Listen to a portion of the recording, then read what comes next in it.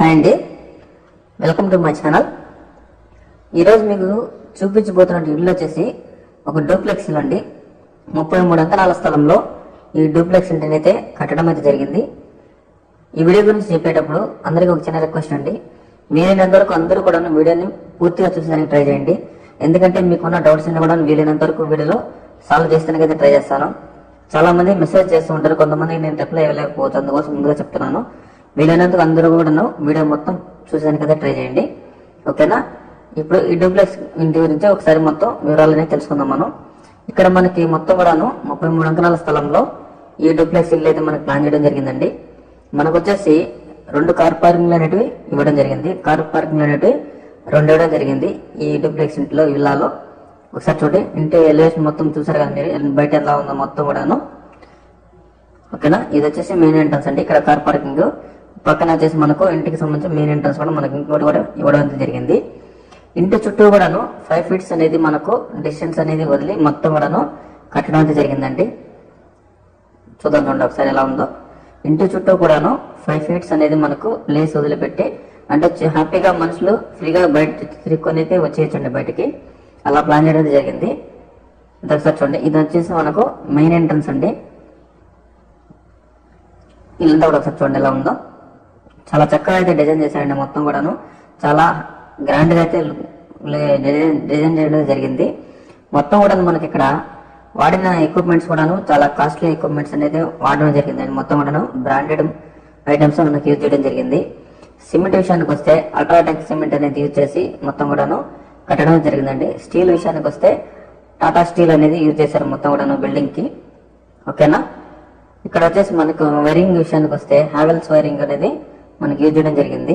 ఒకసారి చూద్దాం మనం మొత్తం కూడా ఎలా ఉందో. మొత్తం వచ్చేసి కింద వచ్చేసి మనకు ఒక హాలు, ఓకేనా, ఒక హాలు, కిచెన్, మళ్ళీ వచ్చేసి మనకు ఒక ఓపెన్ స్పేస్, అదేవిధంగా ఒక బెడ్రూమ్ అనేది ఇవ్వడం జరిగిందండి. మనకు ఒక కామన్ టాయిలెట్ కూడా అనేది మనకు కింద అయితే మనకి ఇవ్వడం జరిగింది. ఇది చూస్తున్నారు కదా, ఇది వచ్చేసి కబోర్డ్, టీవీ కబోర్డ్ అండి ఇది.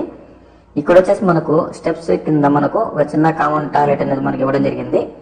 ఇది వచ్చేసి ఒక బెడ్రూమ్ అండి. చూద్దాం అంతా కూడా చూద్దాం మనం ఎలా ఉందో ఒకసారి మొత్తం కూడాను.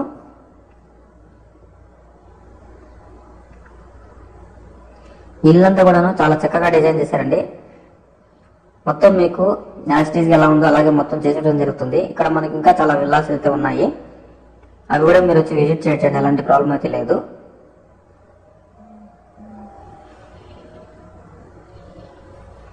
ఇది వచ్చేసి కిచెన్ అండి. ఇది కిచెన్ కూడా చూడండి ఎలా చేశారు, చాలా చక్కగా కిచెన్ కూడాను చాలా చక్కగా డిజైన్ చేయడం జరిగింది. మొత్తం కూడాను వుడ్ వర్క్ కానివ్వండి, మొత్తం కూడా ఫినిషింగ్ ఎక్కడా కాంప్రమైజ్ కాలేదండి.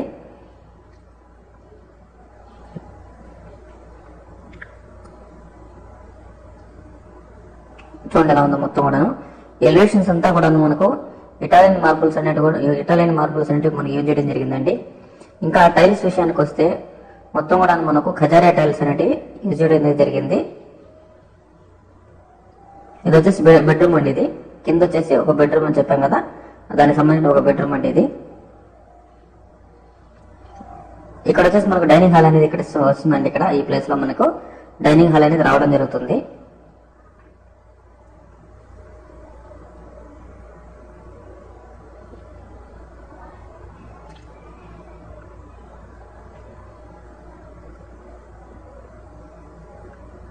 ఒకసారి చూద్దాం బెడ్రూమ్ కూడా ఎలా ఉందో. బెడ్రూమ్ కూడా చాలా పెద్దదిగా చాలా విశాలంగా ఉందండి, ఓకేనా. చాలా విశాలంగా అయితే ఉండడం జరిగింది బెడ్రూమ్ అంతా కూడాను.